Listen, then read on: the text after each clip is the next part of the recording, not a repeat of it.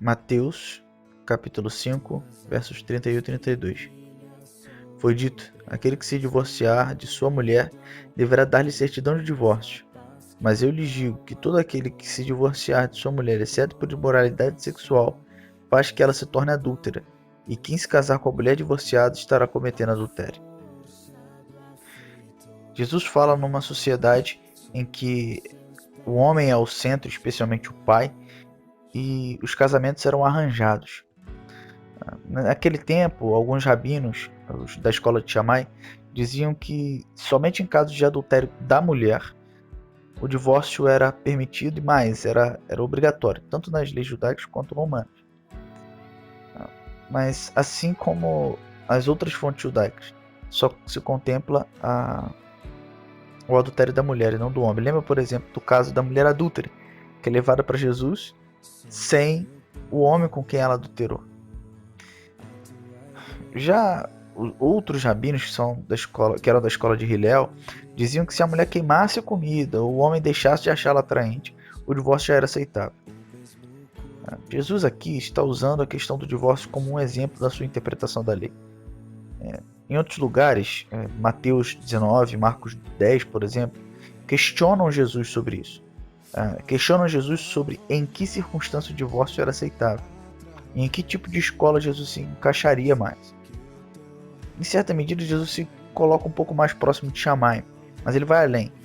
Naquele tempo, só se via como possível o recasamento em casos de divórcios válidos, ou seja, quando a aliança já havia sido quebrada.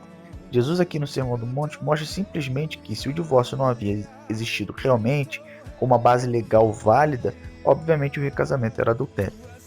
Então, mostrado isso, Jesus põe a responsabilidade do pecado sobre o homem e não sobre a mulher dispensada. Mais uma vez, o princípio de que aquele que está em privilégio carrega o peso da responsabilidade. É como se ele dissesse: vocês usam a concessão de Moisés por um mal menor, por conta da dureza do coração de vocês, para se aproveitarem, desprezarem as mulheres e acham que Deus não tem nada a dizer sobre isso. Jesus critica uma leitura bíblica que usa o discurso religioso para justificar o privilégio, para a diminuição do outro, a omissão, a falta de responsabilidade. É muito comum usar a Bíblia e a religião para autopromoção e autopreservação, usar o discurso sobre Deus para se defender e sempre em seu favor e contra o diferente e os menos favorecidos. Jesus assume aqui uma postura de responsabilizar, mais uma vez, os que estão em condição de privilégio e os convoca a agir de maneira a não desprezar a vida dos desfavorecidos. Ele está resgatando um conceito judaico de justiça, de fazer justiça como praticar misericórdia com o necessitado.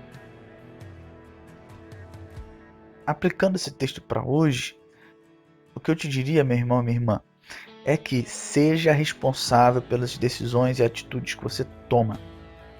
E pense sempre nas pessoas que serão afetadas pelas decisões e atitudes que você toma. Cuidado para que o seu discurso, a sua fala e a sua ação não se torne uma pedra de tropeço, promova pecado na vida de outro, especialmente dos mais necessitados e dos mais vulneráveis. Ao longo da história, a religião cristã, o discurso sobre Deus foi muito usado para violência, para opressão, para desprezo da vida de algumas pessoas. Nós não podemos corroborar com isso.